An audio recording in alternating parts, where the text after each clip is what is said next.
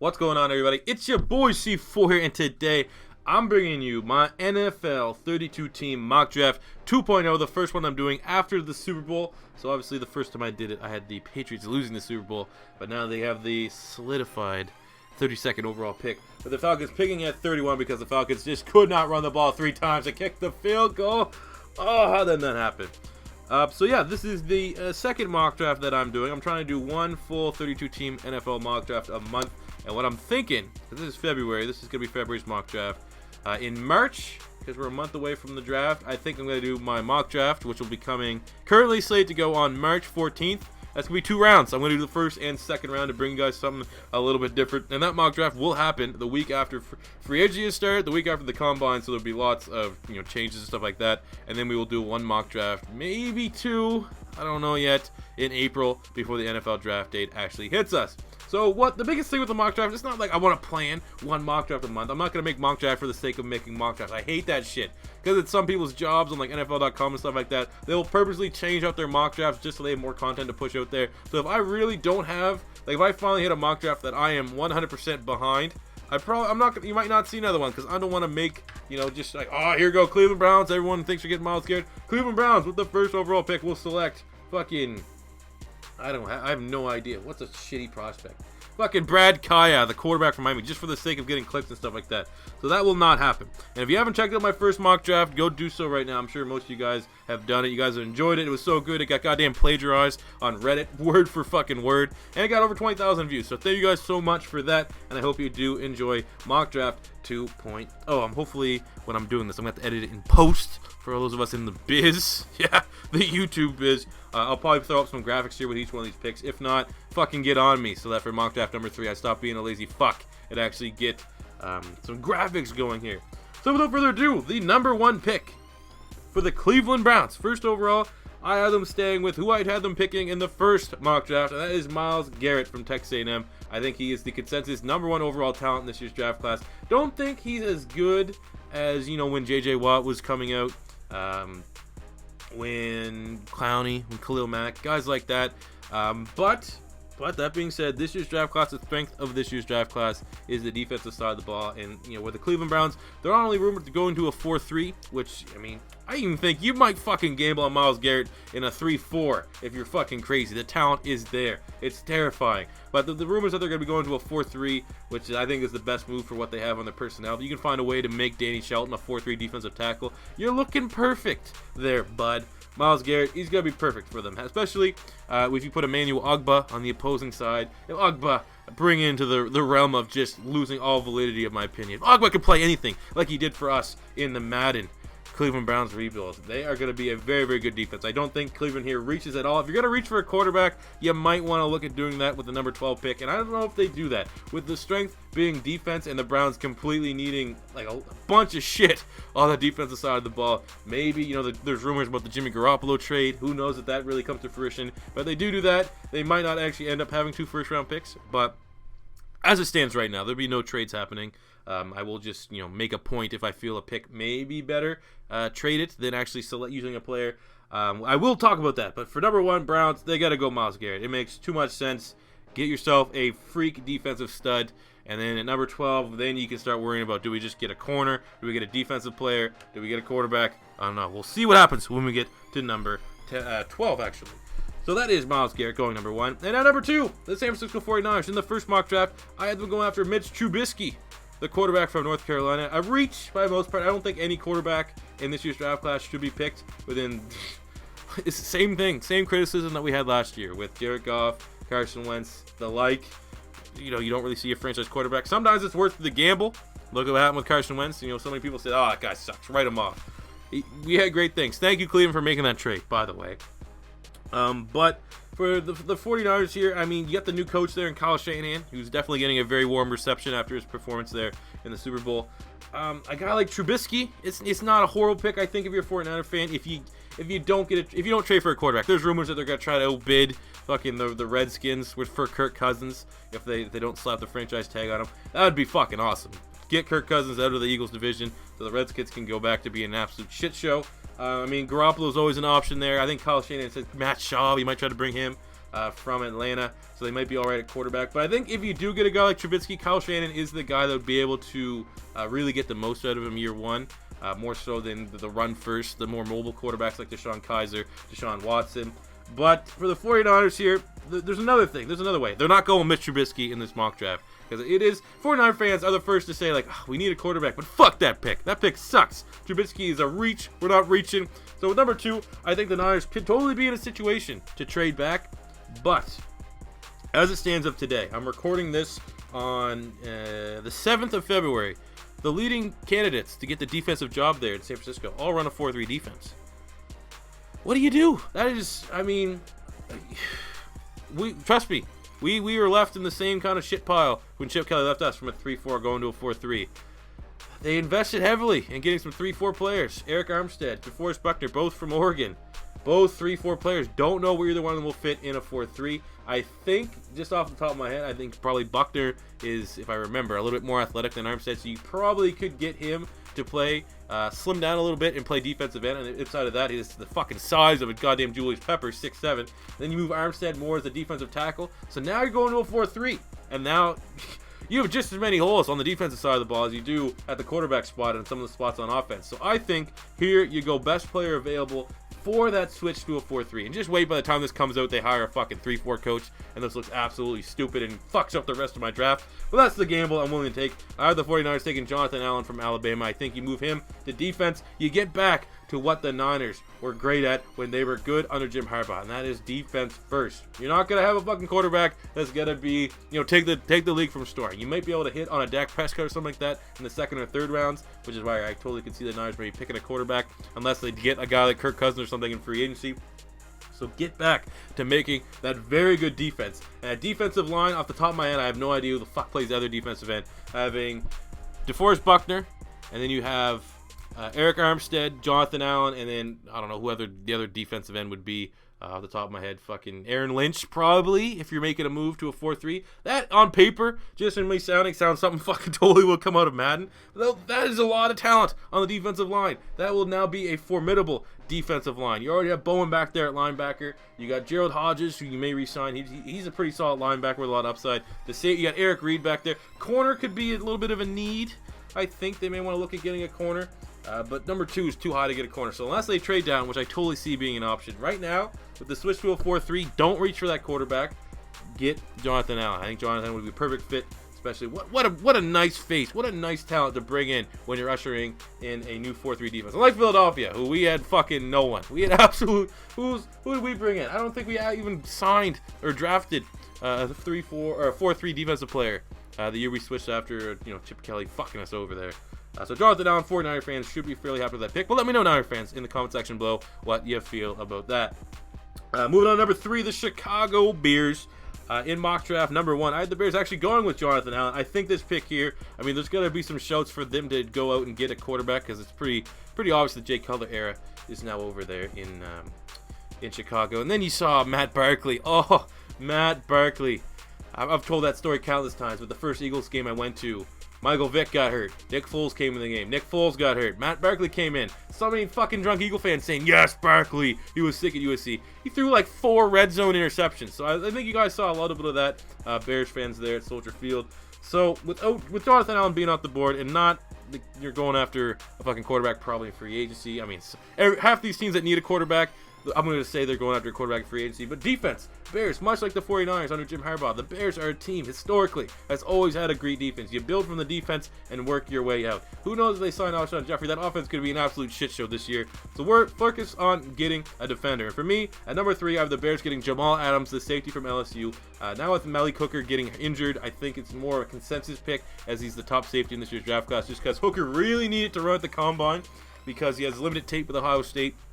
I think Adams, many people have Jamal Adams as number 2 after Myles Garrett in terms of, the most sure thing pick in this year's draft class. Not a lot of bad things you can say about Jamal Adams, and he would be a very, very good fit for the Chicago Bears back there in their secondary. Like right now, you got Kyle Fuller. Hopefully he can turn it around and bounce back to what he did in his rookie season. Then you got Adrian Amos at free safety. I mean, if you would have followed my mock draft 2 years ago, I was ranting and raving that the Eagles should go ahead and draft Adrian Amos. His tape looked pretty solid. A little bit worried how he tests, and then he absolutely destroyed his pro day at Penn State. So then at strong safety, you have who the fuck you got to play there? Deion Bush, Jones Corte. Guys like that. I think a guy like Kyle Fuller could set the tone on the defense. Or not Kyle Fuller. A guy like Jamal Adams can set that tone on the defense. Start at safety day one and start to bring back, this team. The great Chicago Bears defense. I don't think you're going to find too many Bears fans that will be upset with this Jamal Adams pick. He's almost the best player available, but he somewhat fills the need back there for the Chicago Bears. I don't know if they're in a position to trade back. The Bears are one of those teams every mock draft you make. They're always could be considered to be a pretty fluid team. They're always willing to make a deal if the right deal comes on board. But I think Jamal Adams is the pick here for the Chicago Bears and get him back there and pair him with Adrian Amos. Great comparison of player type. Adams can do it all. Amos is not as good as Jamal Adams, but very similar comparisons. You can get what we have in Philadelphia in Malcolm Jenkins and Rodney McLeod here with Jamal Adams at number 3. Moving on to number 4, the Jacksonville Jaguars. We're in mock draft number 1. I have them taking Malik Hooker from Ohio State, but now with the injury to Hooker, I think the big, I think they may re-sign Jonathan Cyprien. So then you have Cyprien and Gibson still at the safety spots, which is, it's not horrible. It's not amazing, not horrible. So that being said, where do they go? And this is a pick that, it's almost consensus that I've seen from, all the Jaguars fan sites that I've seen. And it makes sense, but I think that my argument to it also makes a little bit of sense. But I think you just go best player available. There's rumors right now on the Jags board that they will be moving on from Julius Thomas, which makes sense. He's a big cap hit. Production has nearly been the level. He's totally been a product of Peyton Manning and that offense in Denver. So they kind of found out the hard way there. But for the Jags, they go best player available here at number 4. Not a tight end. I didn't mention that. I just mentioned that. I don't know why. Leonard Fournette. I think they get Leonard Fournette. The reason for getting, we'll go the reason to not go with Leonard Fournette. I just think they have too much invested at the running back spot to really give up and use this pick on this. They have Yeldon. They invested a high pick in Yeldon. He was a second-round pick in 2015. And then you have Chris Ivory, who they brought in he got paid decent money coming as a free agent over from the Jets after he had a really, really good season with the Jets. But last year, on tape, it wasn't pretty. I'm not especially sure. Maybe Jags fans, if there's fucking any of you guys out there, could probably blame that on the offensive line. You very well could blame, if the running backs look good, they just weren't getting shit all for blocking.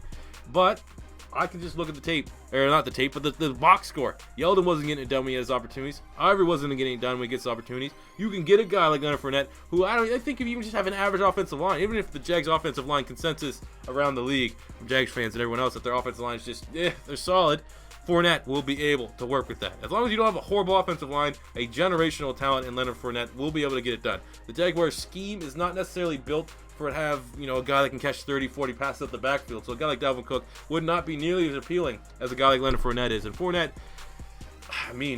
he is up. Like when you get the best comparison for Fournette is Adrian Peterson, you'd look stupid to not just we got Yeldon, we got Ivory, we don't need him. No, you go out and get the best impact playmaker in Leonard Fournette, especially with Blake Bortles regressing a little bit. You have a new head coach there, Doug Marrone, new offensive coordinator in I can't remember his name, something Hackett or something like that.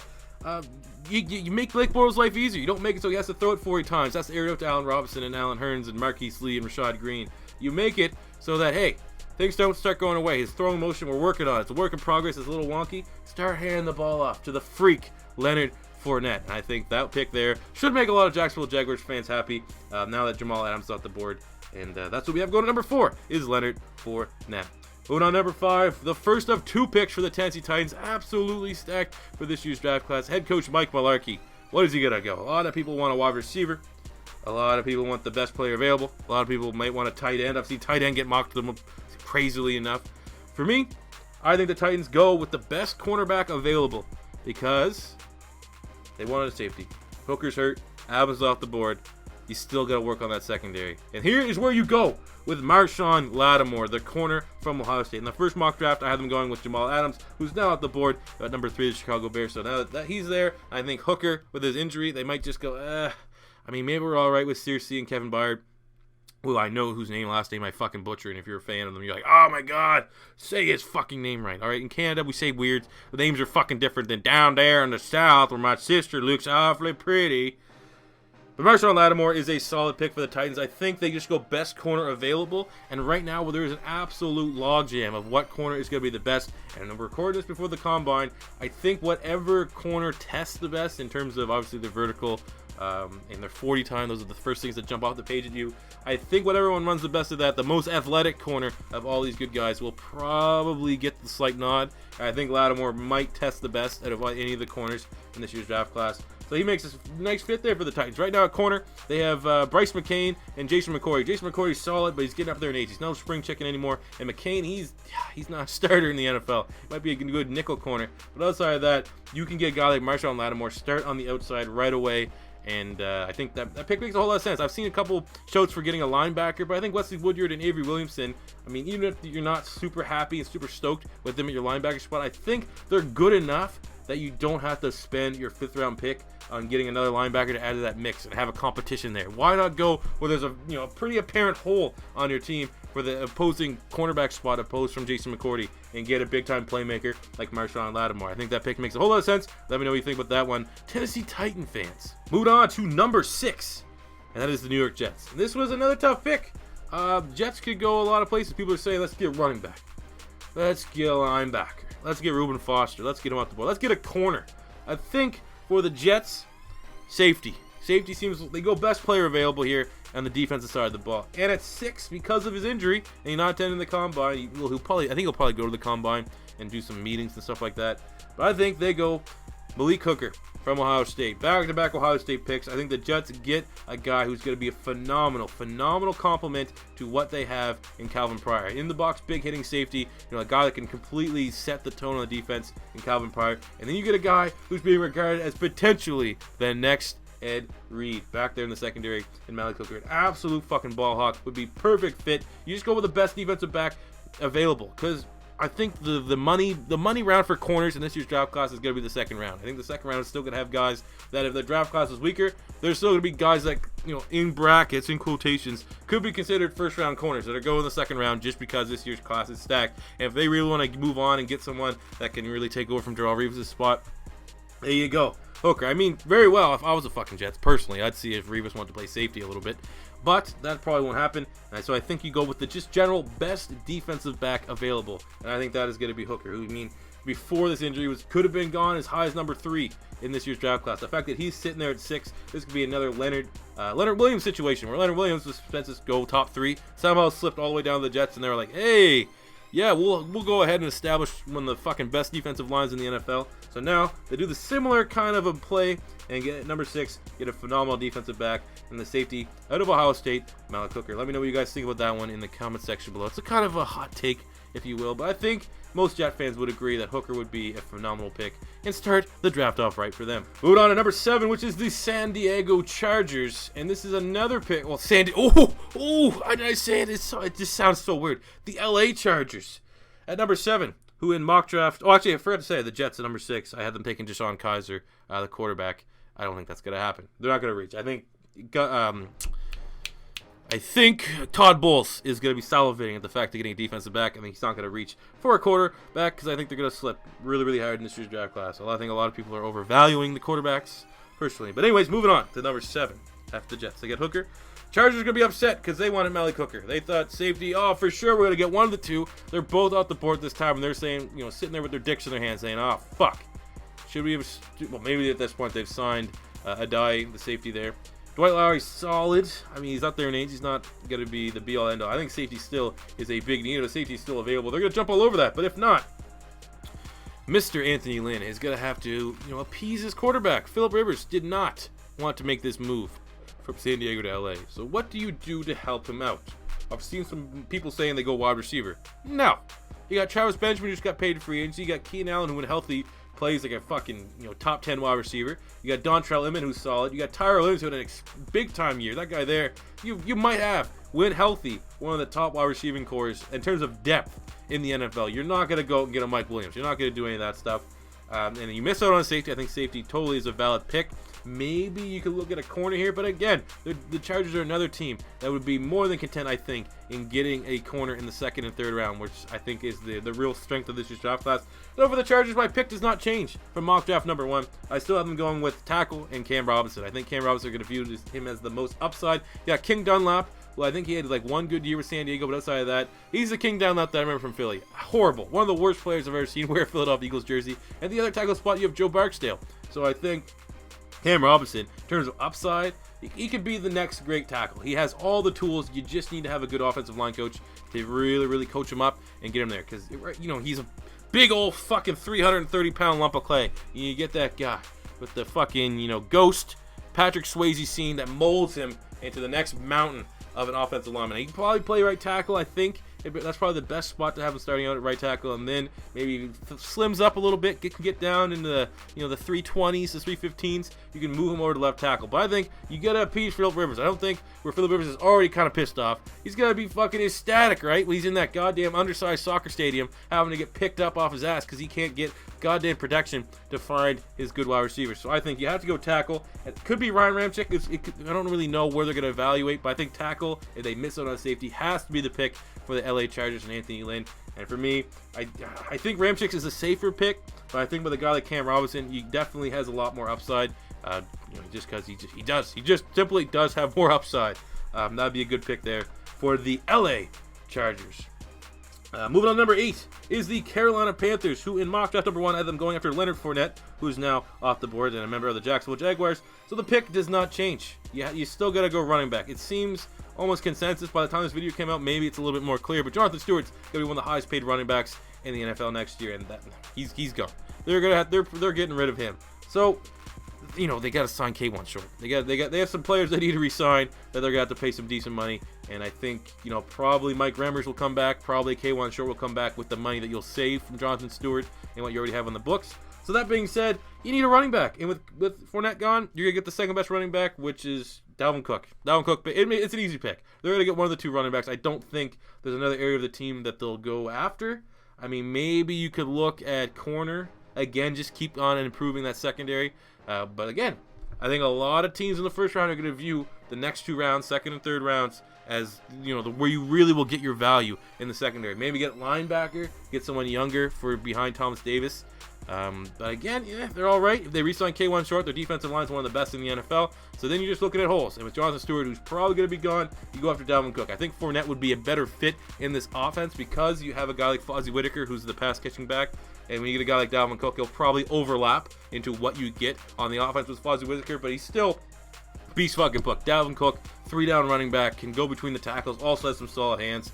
And I think he has potential to be the next big superstar running back. I mean, both him and Fournette have that potential. And to bring that star power, along with Cam Newton, along with Kelvin Benjamin, Funchess, Greg Olsen, G-Reg with his third fucking leg, I think that pick, it's too easy. That's just such an easy pick right there for the Panthers and getting Dalvin Cook at number 8. Moving on, number 9 is the Cincinnati Bengals, and my pick stays the exact same. In mock draft number 1, I have them going after Reuben Foster. That actually seems like a consensus pick across most mock drafts, and it makes a whole lot of sense. I think, you know, with Carlos Dansby getting up there in age, you got Ray Maualuga. I mean, Vincent Ray's getting up there in age. I think getting a linebacker that can play really everywhere, but best will fit inside because he's so fucking athletic. Could be the second coming of Patrick Willis. You gotta jump all over that. I mean, wide receiver, I've heard a couple shouts for that. I've heard a couple shouts for what was the other one? Can't remember. It was a defensive line, edge rusher. I mean, you know, Solomon Thomas is a guy that could be there. But I think you're all right. You got Carlos Dunn, that freak monster. You got Michael Johnson, serviceable.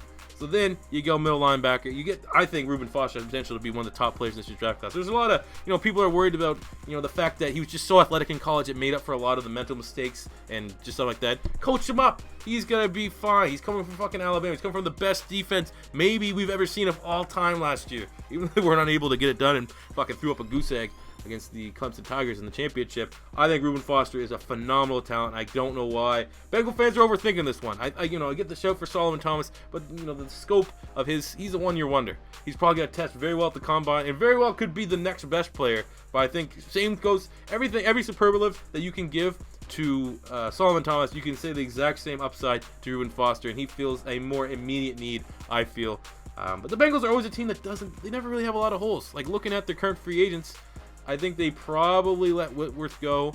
I can see LaFell and Zeitler getting re-signed, but outside of that, man, they don't have a lot. The Bengals never really have a lot of holes. So I think that getting Reuben Foster, does nothing change. I still think he's the best pick. And unless you really disagree with that pick and you're a Bengal fan, let me know in the comment section below why Foster is a bad pick and why maybe Solomon Thomas or Derek Burnett or an edge rusher would be a better use of this pick. But for now, it's Foster for me. And rounding out the top 10 picks up now, we have the Buffalo Bills. Where, what the fuck is going on in Buffalo with Tyrod Taylor? I mean, there's rumors that with under Rex, they were looking at a different direction. I don't know if that's the GM, if that's like the way the front office is going. Maybe coming in with the new head coach, Sean McDermott, they're looking at something different. Great hire, Sean McDermott also. He was the prodigy under Jim Johnson. It was a phenomenal, the best defensive coach I've ever seen on the Philadelphia Eagles. So I don't know if things have changed with Tyrod Taylor, because Tyrod Taylor could be another name for the Niners, the Bears, any team that really needs a fucking quarterback, the Browns, that could come up there. I don't know why you get rid of him with Buffalo, especially with how weak this year's quarterback class is and the fact that you don't really, considering you have a lot of other holes, I don't know why you just wouldn't hold on to him for another year. I mean, you have to pay him money. Is that the big fucking issue? But for me, the Bills here at number 10, pick does not change. It stays the exact same from mock draft number 1. I'm not so sure with the guy. You gotta bring back Zach Brown. I think if they decide to re-sign Stephon Gilmore, Robert Woods is going to be the odd man out, which means you got a big old hole there at wide receiver. Justin Hunter looks solid. You got Sammy Watkins, who's a franchise number 1. I think they still stick with wide receiver, and they go after Mike Williams, the wide receiver from Clemson. Stay with the Clemson connection. Like I said, this pick is just purely based on the fact that I think they're going to spend all their available money on bringing back Zach Brown and Gilmore, whether if they tag Gilmore or whatever. But Robert Woods probably will be the odd man out, which means that's a pretty big gap. I mean, Robert Woods has never been anything amazing. I don't think he's ever broke 1,000 yards or anything like that, but he's been a very serviceable wide receiver, still developing, still with somewhat decent upside. But now that's a hole. You definitely have a spot there at wide receiver number 2 as a very, very big need. And unless maybe you want to get younger on the offensive line, or they fucking panic and get a quarterback, maybe a Trubisky, he's still on the board. Deshaun Watson, he's still on the board. I still think that the safest play is getting a guy who's a lot of people mind, especially with Corey Davis now not running at the combine. You got to wait till his pro day. I can see Mike Williams being the consensus number 1 wide receiver in this year's draft class. He's not necessarily mine, but he does make sense going to the Buffalo Bills. And why not give Sean McDermott, regardless of what his quarterback situation is going to be, if they go with Manuel, if they go with Cardale, someone in free agency, I have no idea what is going on with that quarterback situation in Buffalo. But Robert Woods, with my prediction that he'll be gone, Mike Williams comes right in, maybe even be considered an upside over Robert Woods for what you get in terms of a play style. This is a very, very good pick, very, very safe pick for Sean McDermott in his first draft with the Buffalo Bills in the NFL. Next up in the draft at number 11 is the New Orleans Saints, and this pick again, staying the same with the mock draft, number 1, I have them going after Solomon Thomas, the defensive end from Stanford. There's a shout that he may play defensive tackle, but I think he's going to be best suited to line up on the other side of Cameron Jordan to help continue to make that defense an NFL caliber defense. I don't know how many years. Like they've started to slowly, draft players on the defense side of the ball. You got P.J. Williams, Von Bell. You could technically consider it starting back with Kenny Vaccaro, but with Stephon Anthony, Sheldon Rankins was a great pick last year. You got the beast from Canada, David Onyemata. They get something has to happen back there. I don't know if it's not the pass rush, if it's the secondary. I don't know, but I think this is going to be another draft where the Saints have to go defense. Second round, I don't want to sound like a fucking dead horse. Beat a dead horse. Sound like I'm beating a dead horse over here. But second and third round is where you're going to be able to improve that secondary. So let's get some pass rush. Get a guy who, after his combine, may very well be considered a top 10 pick, and you're just getting him right on the edge, right on the outside. I think Thomas, again, a little bit of a risk because he has such a short scope. That didn't affect Marshawn Lattimore's draft stock. That didn't affect Malik Hooker's draft stock. Guys that have very limited tape to go upon. I think Thomas could be very well considered the second best edge rusher after Myles Garrett in this year's draft class, considering Jonathan Allen's more of an interior guy. And the Saints would be absolutely laughing with Solomon Thomas here. There's rumors that he's going to absolutely destroy the combine, put up some Khalil Mack type numbers. And if that's the case, the Saints are going to be all over this pick. So that is why it's not changing from mock draft number 1. Saints fans, come on, you'll be happy with Solomon Thomas. Especially, the fact that if he fully develops, him and Cameron Jordan, they're going to be very terrifying. Especially Sheldon Rankins back healthy. could be a new look defense for the Saints in 2017. And now up at 12 is the Cleveland Browns again. Already ecstatic that the fact they landed Myles Garrett. And at 12, the name that a lot of people say if they don't go after Myles Garrett and somehow shock the world and draft a quarterback, this is the guy they get. He's there at 12. And that is Mitch Trubisky, the quarterback from North Carolina. I still think he's going to be viewed as the most pro-ready. He'll probably still be the first quarterback draft off the board, which, I mean, even though I'm a huge fan of guys like Deshaun Watson, maybe a guy like Hugh Jackson may like and prefer a Deshaun Watson. I think for the Browns, you got to go with a pro-style quarterback because that is a type of offense that Hugh Jackson runs. I think Trubisky in the 12th, number 12 is it's definitely a lot better than any team that would have reached for Trubisky in the top 5.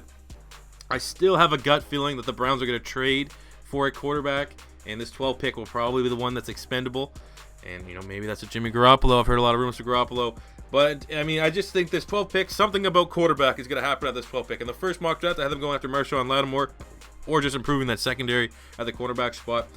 But if they don't do that, I think Trubisky, it'd be all right. I don't think Browns fans would be absolutely livid if they walk away with this year's draft with maybe the best defensive player, and then you also get a guy that could be your next franchise quarterback. The guy that consensusly amongst the scouting community has the most upside as an NFL quarterback in Trubisky. So I think that is a nice pick there for the Browns. Probably not an ideal pick. There's probably plenty of Browns fans that are upset that I took the quarterback. But I think getting him at 12, you know, it's a safer pick. It's definitely more appropriate for a guy of Trubisky's level and ability to start on day 1. Next up is the Arizona Cardinals at number 13. We're in mock draft number 1. We had them going after the cornerback position and taking Marlon Humphrey. This has changed a little bit. I mean, the Cardinals are a team very, very tricky. Things have changed. Wide receiver has been a popular pick, but I think with Larry Fitzgerald coming back, still performing at a very high level, you got John Brown. J.J. Nelson has emerged as a very serviceable wide receiver. I think wide receiver still is a need, but not as big a need as other positions. Corner, again, maybe. I think Marcus Cooper, I don't know exactly, you know, what the consensus around the Cardinal fan base is, but I think Cooper is serviceable with Pat Pete. You bring back Tony Jefferson in free agency, and you have Honey Badger back there. Your safeties are looking on point. Your secondary is still very solid. Corner, I wouldn't write that out. I think that's still a good pick. But for me, they're losing two fucking tight ends to free agency. Jermaine Gresham's gone. Darren Fells is gone. If this is the last year, the last hurrah for Carson Palmer, what's the dimension of this offense missing?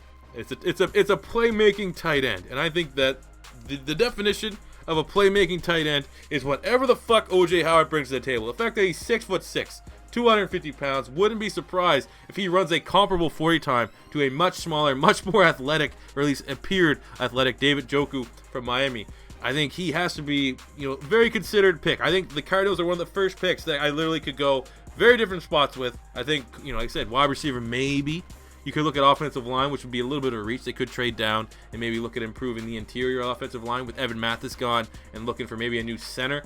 But for me, I think they add another dimension to their offense, and they bring in O.J. Howard. Gresham's gone. He's too old. Darren Fells, nah. They had Troy Nicholas, who was a promising free tight end out of Notre Dame a couple years ago, but obviously he's failed to establish himself in the NFL. So I think O.J. Howard, bring a guy like that, a safety net wide receiver, like tight end for Carson Palmer. You already have David Johnson. He's a freak.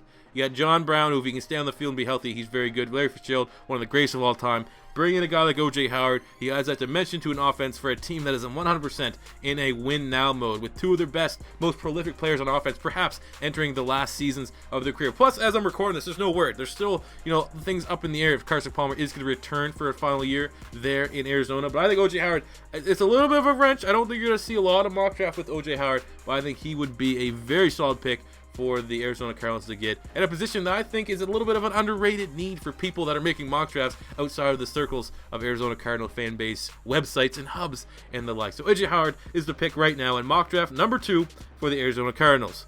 Moving on to the Philadelphia Eagles at number 14. Again, we have to wait for the coin toss to see who picks at 14 and 15 between the Eagles and Colts. But again, Eagles channel, we're going to give the benefit for the Philadelphia Eagles. And I have them selecting Corey Davis, the wide receiver from Western Michigan.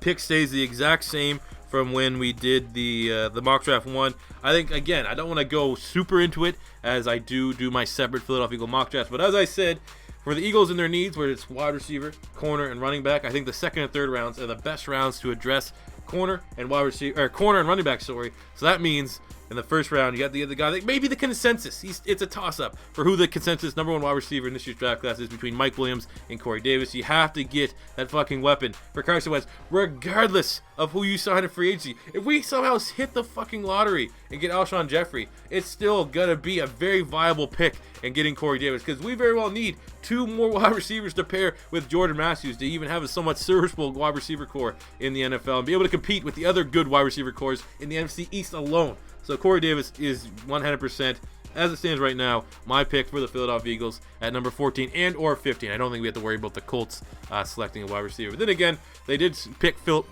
Dorsett when no one thought they'd go wide receiver, so who fucking knows? But they got a new regime there in Indy, and that is the next pick, the Colts at 15. And for the Colts in mock draft #1, we had them going after Dalvin Cook. I still think running back will be a need, and they're probably going to be another one of the team that are going to add to the long list of guys that think they're going to be able to get Joe Mixon, I believe, later in the draft. But with running back now off the board, with Cook and Fournette gone, there's some ways they can go. Safety, I mean, Mike Adams is getting up there in age. They could look at linebacker. I mean, one of the linebacker spots not looking super strong. Mathis is retired. Trent Cole's probably going to be gone in free agency. That is a potential area of concern at linebacker. But the fact that they could essentially have one of the worst front sevens in the NFL, I think they go best player available that they can add and contribute to that front seven. And as that stands right now, that's going to be Derek Barnett, the defensive end from the University of Tennessee, the man that broke Reggie White's sack record. I think he's really underrated. He's been slipping under the radar for a lot of teams for quite some time. And, I don't know really what the reason is. Maybe he's not athletically as flashy as a guy maybe like a Solomon Thomas, or doesn't have the pedigree of the limelight that we got with a Myles Garrett, who's been hyped forever. But I think Derek Barnett is going to be a low-key sleeper to end up being potentially the best defensive player. He's already going to be like at 15 for a draft that has already seen a bunch of defensive prospects fly off the board. I think a guy like Derek Barnett could definitely throw his hat in the ring, especially on a team like Indianapolis, where he'll probably be thrusted into a starting role right away to get on that defensive rookie of the year short list. So I don't think Colt fans, with running back off the board, I think most of you guys will agree that a guy like Derek Barnett would be a very solid player. Now the only issue really with Derek Barnett is, does he fit into their 3-4 scheme? I don't know if he really has the talent to play outside linebacker in a 3-4 scheme. I think he's more of a down lineman. But even that being said, I think they'll make it work. He's not a slouch. He's not a 240-pound guy. He's a 265. Could probably bulk up to a 275, and just get into that fringe of a 3-4 defensive line. But I think a guy like who the fuck's their defensive coordinator? I have no idea who the DC is for the Indianapolis Colts. But Chuck Pagano has always been a defensive guy. I think he will get the most out of a guy like Derek Barnett. You got to go best player available, and that is Barnett for the Colts. Next up at number 16 is the Baltimore Ravens, and in mock draft #1, we have them taking Teez Tabor from the University of Florida. I think it's a great organization for a guy that has some questionable off the field. It's not serious, but some attitude issues. That's probably the best way to a team like Baltimore that you consistently will get. They can take guys with off the field issues with confidence because they have an excellent locker room.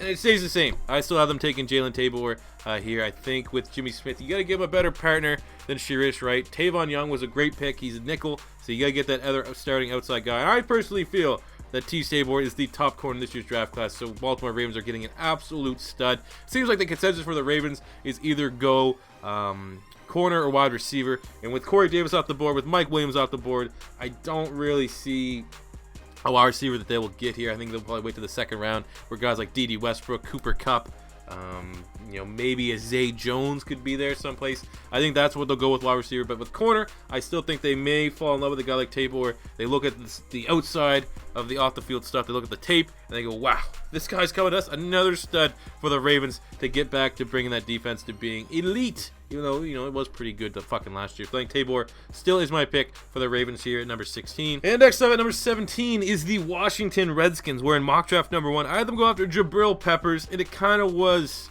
one of the first picks that I was like, you make the comparison to Su'a Cravens. What does that have any relation to why they would draft another similar type player? They already have that kind of, hybrid safety outside linebacker type. Why would they get it again? And I felt I agreed with that.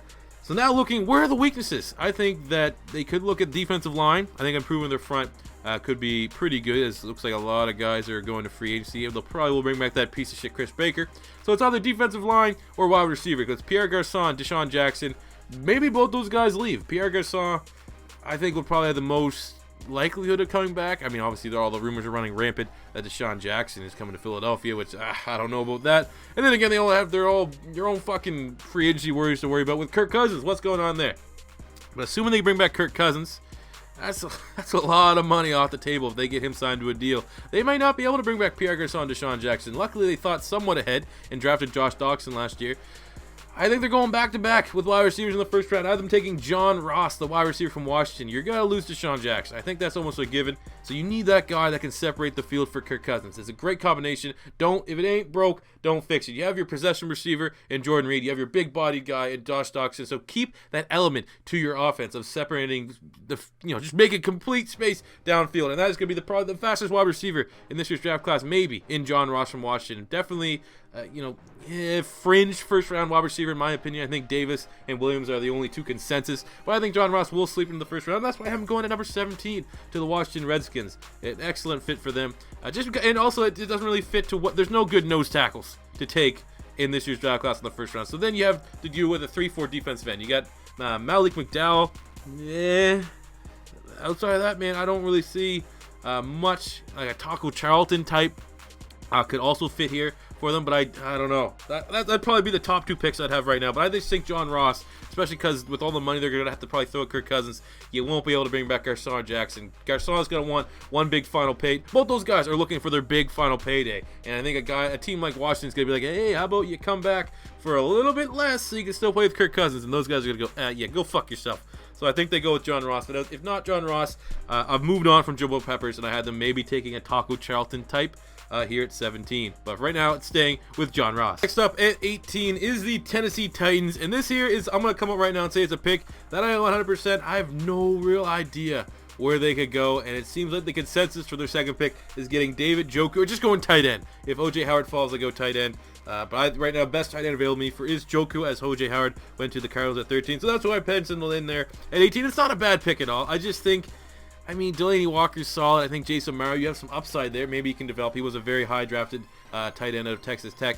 But, if Morrow's not the answer, Fasano's going to free agency. Delaney Walker's, how many more years does he have left? He's still a top 5 tight end.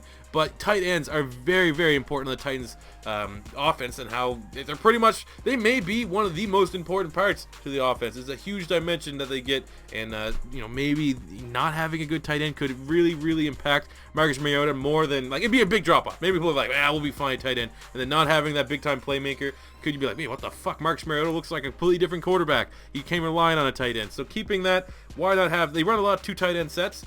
So get Njoku, who can contribute right away as the second tight end. Learn a thing or two from Delaney Walker, and then you have, a guy with incredible upside. Maybe, like I said, tight end this year draft class is absolutely stacked. That's a little burp there. And I think Njoku would be a solid fit. I think it's, maybe the first lazy pick, if you will, of my draft. But it makes a lot of sense. I just think, I just have a feeling that maybe it's a better spot they could go. Wide receiver, but John Ross is gone. There's no one else to reach for. An offensive lineman, maybe get a guard to replace Chase Warmack. Maybe Dan Feeney could be there. Linebacker, Zach Cunningham's still on the board. You could go corner again, double up on corner, get Sidney Jones. I'm not exactly sure what the best spot for them is, but I think Njoku at tight end certainly fills an impending need with Delaney Walker being, 33, 34. So that is the pick here. It's not a bad pick. I just feel a little but it's still a solid pick for the Titans to get a guy of somewhat need. And next up at 19 is the Tampa Bay Buccaneers. And here is, I was going to put Jabril Peppers here. I think if a team truly believes Peppers can be a safety, and that's what the consensus is, they need help at safety. They have Conte as a free agent. Bradley McDougall's a free agent. Tandy's solid, but I think safety could be a need, and they're way out of the fucking park to get a hooker or Jamal Adams. So maybe if they really define, Jabril Peppers as a safety, that this could be the I don't even know if I'm gonna have Jabril Peppers go in my first round yet. But outside of safety, Peppers is maybe you don't want to touch that. I think they go best player available on the defensive side of the ball. Their offense is looking nice. I think wide receiver could be a shout. Vincent Jackson's going to free agency. I assume Mike Evans, Adam Humphries are solid, but who do you really have outside of that? There's no real good wide receivers here, and they might be able to look in the second round or third round to get a wide receiver. So the next spot of need for me, in my opinion, is you could look at running back again, but number 19, maybe a little bit too expensive for a running back. So at number 19, I have the Tampa Bay Buccaneers taking defensive tackle Malik McDowell from Michigan State. Pair him in there in the middle of that line with Gerald McCoy. I think that is going to be a very, very nice defensive line. You have Robert Ayers, Noah Spence, Gerald McCoy, and Malik McDowell as your front seven. You also have Quan Alexander, Levante David. Damn, that's sick. So, I mean, I did want to kind of pencil in Jabril Peppers because he is the sexier name. But I think the more safe pick, the more reliable pick for the Tampa Bay Bucks will be getting Malik McDowell, who his draft stock has fallen a little bit. I remember look earlier in the beginning of the college football season, he was almost a consensus top 10 pick. His production at Michigan State, everyone at Michigan State this year was pretty shit. But I think McDowell, big time playmaker, really good against the run, solid against the pass, and would be an excellent pair. Good tandem there with Gerald McCoy, who we all know is a very good beast. But McDowell or Jabril Peppers, I think the Bucks may be a team to keep an eye on to make a play for Jabril Peppers. But as it stands, 19, Malik McDowell. Next up at number 20 is the Denver Broncos, and this pick is staying the exact same than what we had in mock draft number 1. That is Ryan Ramczyk, the tackle from Wisconsin. I think offensive line was the biggest issue, the biggest downfall for the Broncos this year. More so than Trevor Siemian at quarterback. I think they'll probably give Paxton Lynch a chance to get the starting job. The running game, C.J. Anderson's still a solid running back, but they could not get any blocking at all for the running attack. And the running attack is really what makes everything work. It takes the pressure off what may be a developing quarterback, to be generous. And I think offensive line has to be what they go. And this is a weak offensive line class, don't get me wrong. But I think, maybe where you saw Cam Robinson go at 7 to the Chargers in this draft, I think Ramczyk is a safer prospect. Doesn't have the upside to maybe make a move to left tackle. But for the right tackle spot, I mean, who the fuck do they have starting at right tackle? Let's take a quick look at their assumed depth chart here for next season. Their current right tackle is slated to be Donald Stevenson. He was fucking horrible. He was average at Kansas City, and he was pretty shit last year. So they have a Kuhn, who's solid. Paradis, who's great. He was one of the top centers in the season last year. Max Garcia from Florida. He's from Florida. He's fucking awesome. I think Ramczyk could come right in and start at that tackle spot. Beat out Tyson Brelu, who, Jesus Christ, it seems like he got hurt and they never got a chance to play again. So that is what we have there, is Mr. Ryan Ramczyk going number 20. I think it's a safe pick, and it's exactly the kind of pick that the Denver Broncos need. They need to rebuild that offensive line immediately. And at 21 is the Detroit Lions, and I have the pick staying exactly the same from where they drafted in my mock draft number 1, and that is going after the corner from Washington, Sidney Jones. I think Sidney Jones has potential to get he's right in the mix for the guy that could eventually be considered the number 1 corner in this year's draft class. Get a good time back there in the secondary. Pair someone there with Darius Slay, for the love of God. Nevin Lawson, that ain't the answer. Quandre Diggs, he's a nickel. So get fucking Sidney Jones. They could maybe look at Quincy Wilson, who's still on the board here. Maybe at Cordrea Tankersley, who's still there. But I think Sidney Jones, for my money, is right up there with Jalen Tabor. And, I mean, fuck, even what do you call it still there? Marlon Humphrey is still on the board. They could look at him. But I think Marlon Humphrey, the more and more people look at his tape, they're thinking he's I don't know. Like I just said, maybe it's a case of overvaluing a corner. But I think the more and more you look at Marlon Humphrey's tape, the more you just see holes in it. You just see the weaknesses. So I think for Marlon Humphrey, I think he's going to take a little bit of a slide, and someone later round will probably get a very solid corner. But for me, I think Sidney Jones is a safer prospect, and corner is definitely a position that they can certainly improve upon there in Detroit. It has to be a pick for the defensive side of the ball, though, I think. And I think next up at number 22 is the Miami Dolphins, and this is where I've kind of flip-flopped, because I do think 22 and 23, both teams between the Dolphins and the Giants are going to be looking at potentially adding a linebacker, and I'm not going to lie, I pretty much could not decide on who I took for the Giants, so I switched these around because it does make sense for what the teams are looking for. So number 22, I have the Miami Dolphins going after T.J. Watt, the linebacker from Wisconsin. The brother of J.J. Watt, I think Daniel Jeremiah actually had him mocked to the Dolphins at the time of me recording this, it's a fit. I mean, the Dolphins definitely need to add a linebacker. Jelani Jenkins is probably hitting free agency. I think a guy like TJ Watt, not exactly sure. We got to wait and see after the combine. It's pretty undecided if he can play 4-3 or 3-4. I think he can play both. I think that's the thing. Just no one knows what he's going to be best at. From his size on paper, it screams like he's probably going to be leaning more towards a 4-3, and he'd be a great fit. I think he's less of a coverage linebacker, which is what you kind of got in an athletic Jelani Jenkins, but he will be able to get after the quarterback and add pressure. And he's not a slouch in dropping back into coverage, so I think he'd be a nice pick for the Miami Dolphins there. Number 22, and then moving to number 23 with the New York Giants. They went after tight end. Tight end makes sense, and there's no one there. I don't think they're going to get Gerald Everett. I think there's going to be good value in the second round to get a tight end. There's a Jordan Leggett, Evan Ingram, guys like that. So here in the 23rd pick, they have who we had in mock draft number 1 going to the Dolphins. The pick before is Zach Cunningham. I think he's a solid linebacker, great coverage, good speed, exactly what they need because Kelvin Shepard's not that great. Devin Kennard, who the fuck is that, to be honest with you? JT Thomas has been solid. You get Jonathan Casillas, who's athletic, but he's more of a special teamer. I don't know what's going on with Keenan Robinson. You got to re-sign him. I just think they got to go linebacker if they don't go tight end. What's going on with JPP? Are they going to re-sign JPP? Yeah, I mean, offensive line could be. There's some holes here for the Giants, but I think they go best player available at a position of need. And I think with tight ends being off the board, and then pretty much accepting the fact that they'll have to draft a tight end maybe in the second round, I think a guy like Zach Cunningham will jump right off the board, and they can slot him in at middle linebacker. They can probably slot him in at Sam linebacker a little bit. He's probably a little bit undersized for a Sam. But great tackle ability, phenomenal instincts, great coverage ability, good closing down speed, solid tackle. I mean, look at his fucking tape at Vandy. This guy is a tackle machine and would be a solid pick, I think, for the New York Giants. And at number 24, it is the Oakland, or Las Vegas, or San Diego Raiders, wherever the fuck they end up going. This is another tough pick. I think the biggest need for them will probably be getting a defensive tackle, and they could perhaps reach. I mean, Malik McDowell could fit in here. Maybe Caleb Brantley from Florida could fit in here. I don't think guys like Taco Charlton or Charles Harris might make it. They're too small. But for me, I think if you move from defensive tackle, I think they may want to look at getting younger in the defensive back. And in mock draft number 1, I have them going after Quincy Wilson. Here, I think a corner that might go ahead of Quincy Wilson. Even though I'm a Gator fan, I think they would pounce on him. And that is Marlon Humphrey will be the pick at number 24 for the Oakland Raiders. Get a little bit younger. I mean, Sean Smith, he's getting up there in age. DJ Hayden's probably gone. I think Amerson's a very solid corner. But, I mean, I think you need to find the best guy that can play nickel. And I'm not so sure Humphrey can play nickel. But, I mean, the best thing about Humphrey is I think Humphrey could play. Because the worst thing about Humphrey is getting beat downfield. The thing when you look at the tape with Marlon Humphrey, I'm not coming out and saying, oh my God, he's for sure going to be a nickel corner in the NFL. But his twitch muscles are great. That's one of the things that jumps off the board when you want to look at a great nickel corner. But the bad thing about Humphrey is that you just see like lapses in judgment, getting beat down deep. That is the signs of a weakness. That's something you don't want in an outside corner. So they truly think that they can develop Marlon Humphrey to play a little bit on the inside. He's big. He's 6 feet tall, 196 pounds, where most nickel corners are 5'10", 5'11", something like that. I think Humphrey has the quick twitch muscles potentially to make a living a little bit as a nickel in the NFL.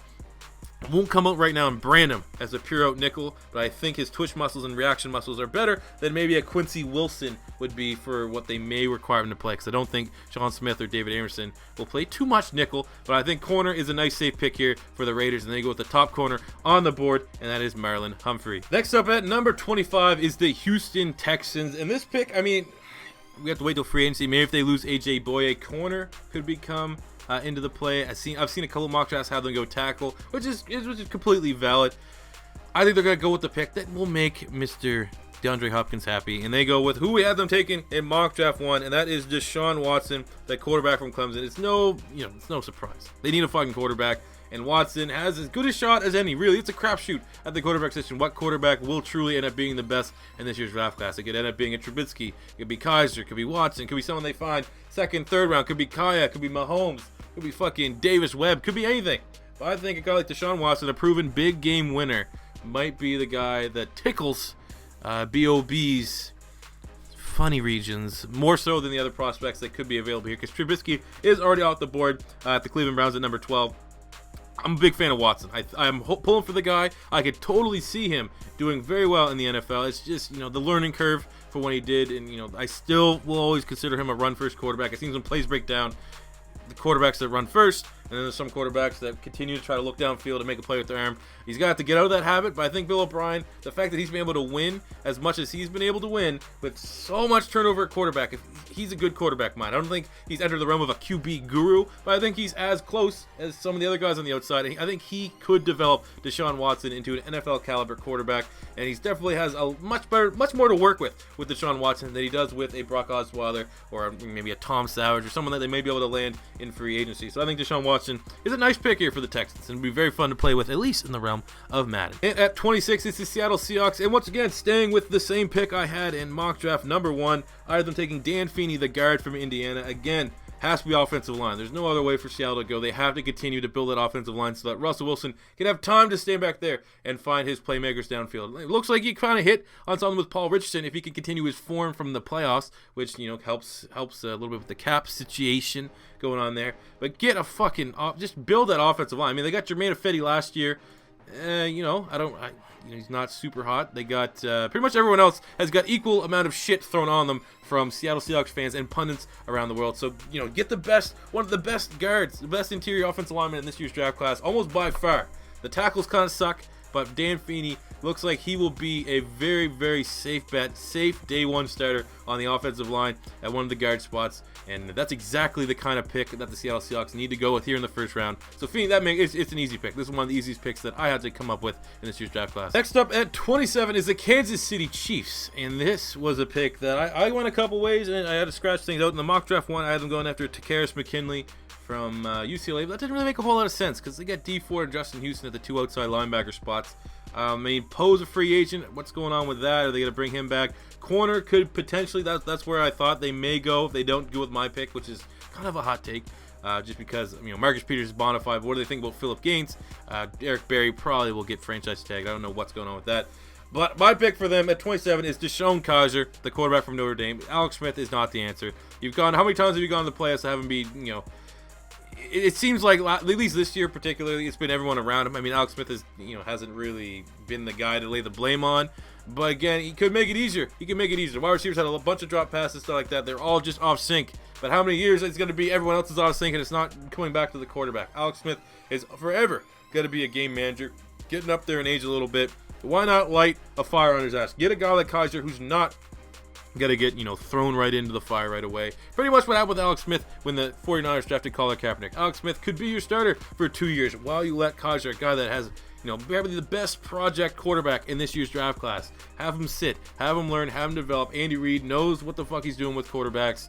You may be able to get the second coming of Donovan McNabb here with Kaiser. Very, very similar skill sets, and he won't be rushed in. It's a perfect scenario for him to go in Kansas City. I think maybe somebody like, I don't want to use our first-round pick on a backup quarterback. But if you can potentially get a future quarterback, and with a guy like Kaiser, whose name has still been thrown up in the mix to be the top quarterback taken in this year's draft class between Trubisky and Deshaun Watson, getting him at 27, very, very low risk. In terms of, you don't have a bunch of glaring holes. You probably have some holes that you could get filled. But you can do that probably in the second round, the third round. Get a corner in the second round. Still, really, really good talent available there. Get the guy that could potentially be your franchise quarterback because Alex Smith, quite frankly, isn't that. And at 28, we have the Dallas Cowboys, who in mock draft number 1, we had them getting Cordrea Tankersley. I think after the performance in the Super Bowl, the defense is where they're going to go. They could go edge rusher, they could go linebacker, but I still think with a really, really good corner prospect, as much as it pains me to have a Florida Gator go to the Dallas Cowboys, I think the pick here will be Quincy Wilson, the corner from Florida, who's certainly in the mix to be the pound-for-pound top corner in this year's draft class. No one really knows. It's kind of a crapshoot. It would be a great pick for the Dallas Cowboys. They need to get a secondary cornerback there. Right now, the only guy that's really bona fide in that secondary is Byron Jones, and he's that safety corner hybrid. I think a guy like Quincy Wilson can certainly come in day one and compete for one of those outside starting cornerback jobs in Dallas and help them in the back end. And it's a great pick, great talent, fills a need. Next pick, let's go. Get off Dallas. Gross. Next up at pick number 29 is the Green Bay Packers. We're in mock draft 1. I had them going after Christian McCaffrey, and I still think, they always go best player available, and you could certainly see McCaffrey being the top guy on their draft board, but I think he is, while I think this pick could happen, it would be a good fit. He is similar to what they have in Tom Montgomery, and they might not want to get, a like-for-like player.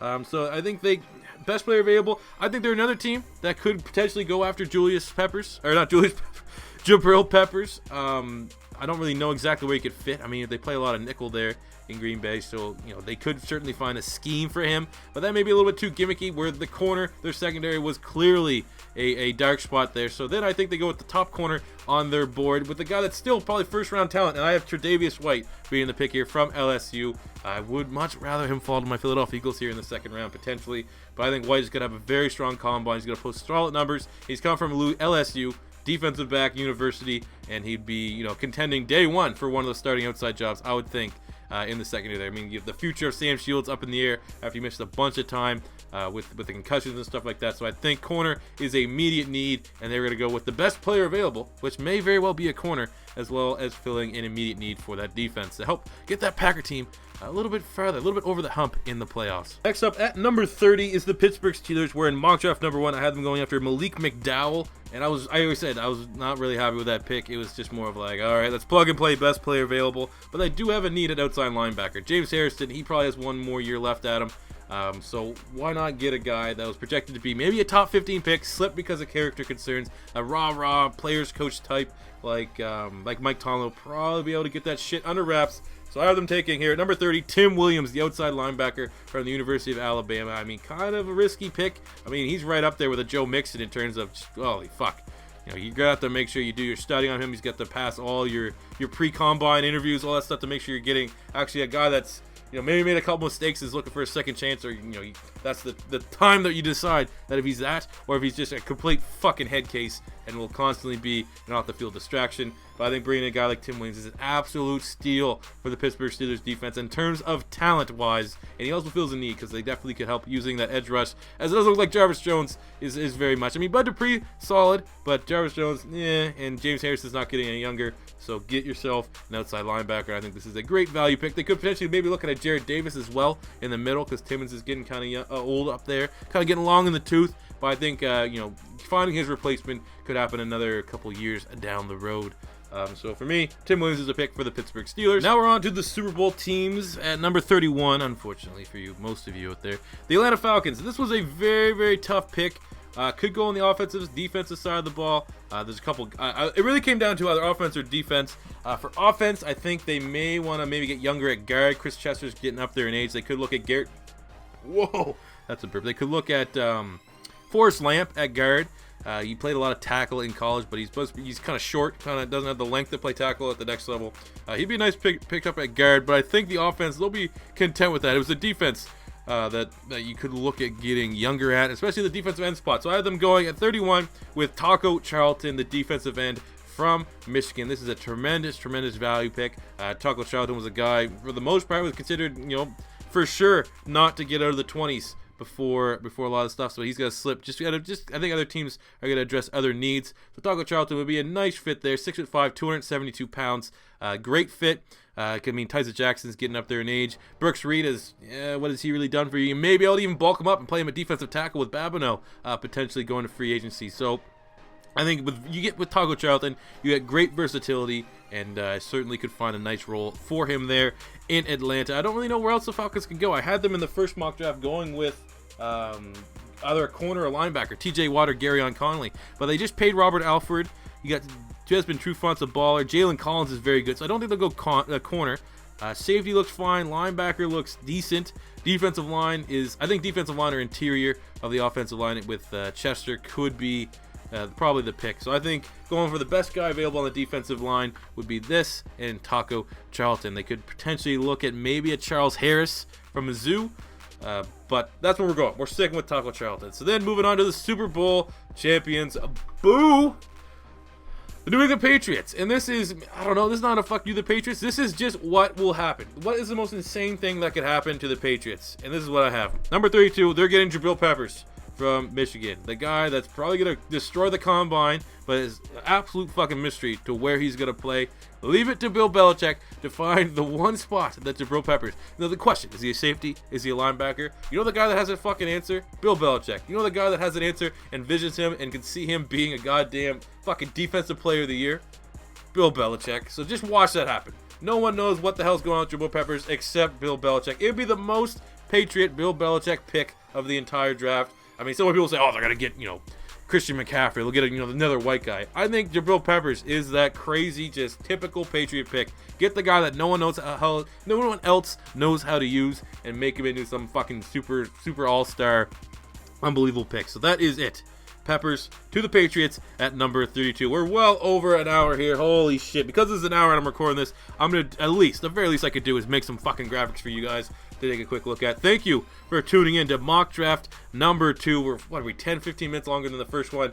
Oh, Jesus Christ. But I hope you guys, if you watch this, maybe someone will be a sweetheart and timestamp this if you guys want to quickly look at the picks and stuff like that. But thank you for stopping by. This is your first time stopping by. Don't be afraid to hit that subscribe button. Leave a comment in the comment section below if you agree or disagree with any of the picks that you've seen here today. Smash the likes. How many likes do we want on this video? Can we get, what are we at? We're at 104 likes at least. That'd be fucking dope. And until next time, guys, it's your boy C4 saying peace out.